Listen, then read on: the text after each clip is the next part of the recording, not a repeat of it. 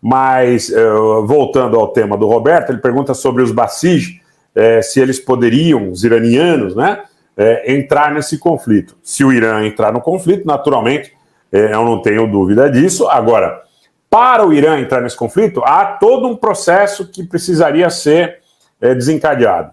Como que seria isso? Olha, esse conflito entre Gaza e Israel acaba se alongando no tempo, ele acaba se procrastinando, o Egito não consegue mediar um cessar-fogo, vítimas são numerosas nos territórios palestinos, eventualmente um foguete palestino pode atingir alguma instalação importante em Israel, e a sensibilidade das opiniões públicas aumenta, a aposta numa solução militar aumenta, e pode haver um envolvimento de um disparo, por exemplo, oriundo do território sírio, do território libanês, que gere uma grande resposta por parte de Israel.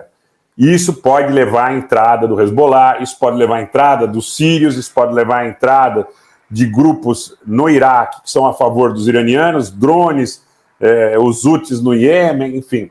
Você tem toda essa estrutura e, nesse contexto, gradativamente, você poderia ter uma entrada dos iranianos no conflito. A possibilidade de que isso aconteça ainda é pequena, mas a cada conflito desse tipo, a cada novo round, essa possibilidade ela aumenta na medida em que aumenta a animosidade entre Israel e Irã, aumenta a questão do impasse na Ucrânia, aonde, e a própria pergunta do Nery denota, de alguma forma, os ucranianos buscam uma aproximação, um apoio mais objetivo por parte de Israel, que evita fornecer esse apoio, porque na realidade Israel teme que os russos que estão baseados na Síria, principalmente em Khmeimim, possam atacar diretamente seus interesses, ou sequer permitir que eles ataquem alvos iranianos ou sírios dentro da própria Síria, o que tem sido recorrente nos últimos anos.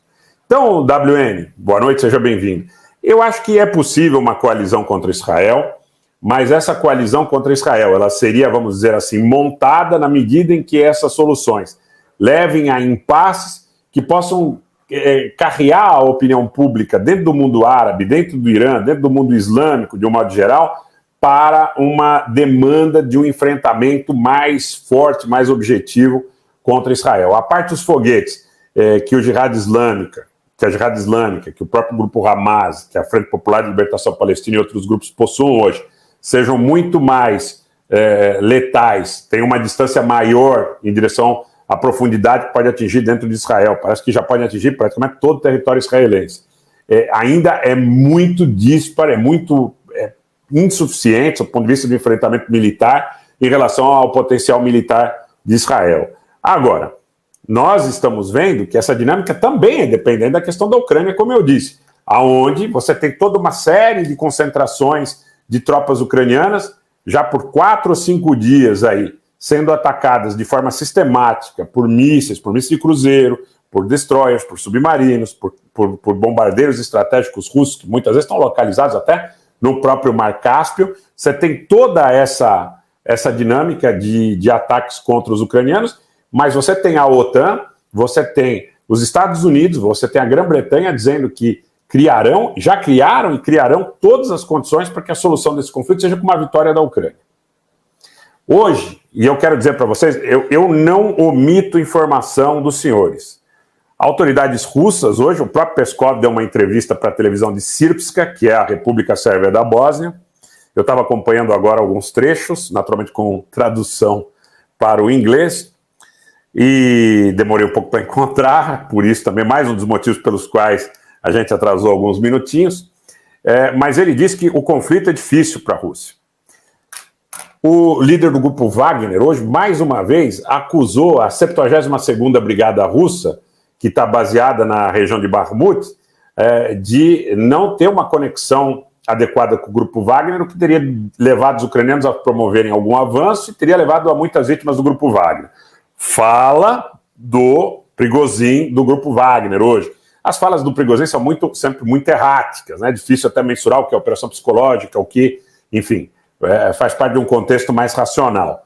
Mas você tem um agravamento da situação na Ucrânia, você tem as partes que não querem negociar na Ucrânia, você tem esse tênue equilíbrio da Rússia entre se posicionar a favor, de alguma forma, dos israelenses e dos seus interesses no mundo árabe e da sua aliança recentemente aprofundada com o Irã, Eu tenho percebido o seguinte, que se você tem, e claro que tem, tá? Quero colocar isso para vocês também, tem muito centro de distensão que promove conversa, por exemplo, entre israelenses e russos para que não haja embate dentro da Síria, entre russos e turcos para que não haja embate dentro da Síria.